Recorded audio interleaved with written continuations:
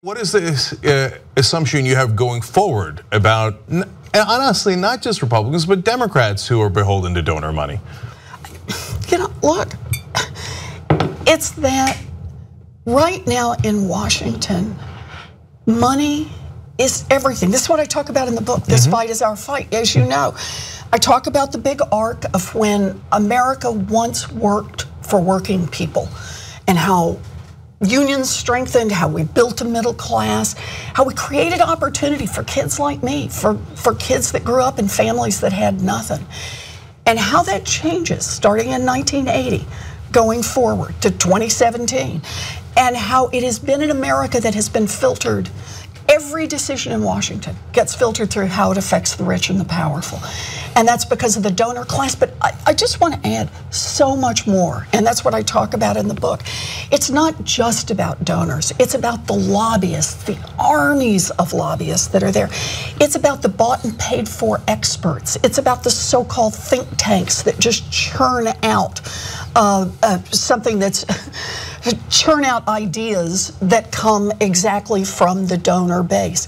It's how money, I describe it at one point, how money slithers through Washington like a snake.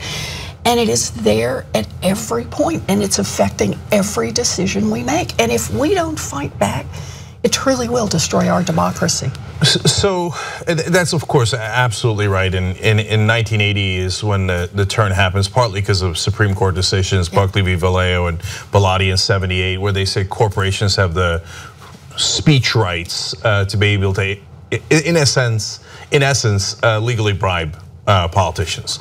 So now it's easy for me to point that out, and it's easy for me to criticize Republicans and Democrats on that issue.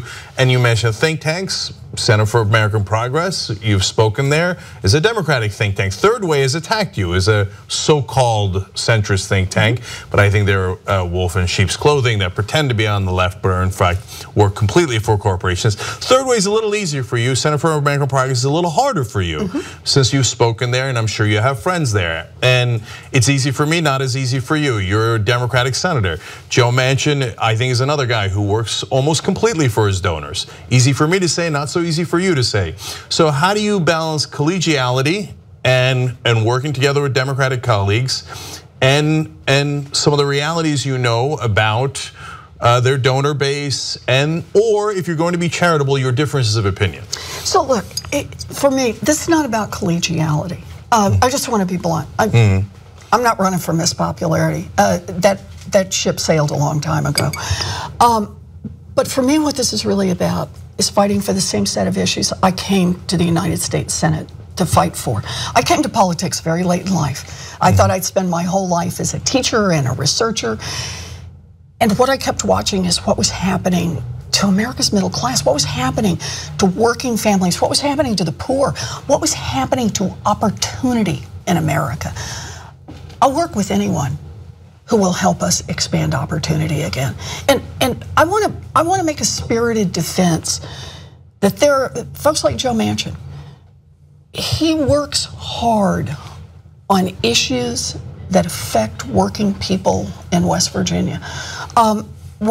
He rounded up the whole Democratic caucus, and I give him complete credit for this, to get the US government to move in and make good on the miners' health insurance. These were people who are going to be kicked off their health insurance, people whose lives have been wrecked from years of working in the mines. And when we can get together on student loans, when we can get together on Social Security, expanding Social Security instead of contracting it, when we can get together on the issues that affect the economic well-being of hardworking people in this country, then by golly, I'm going to do it.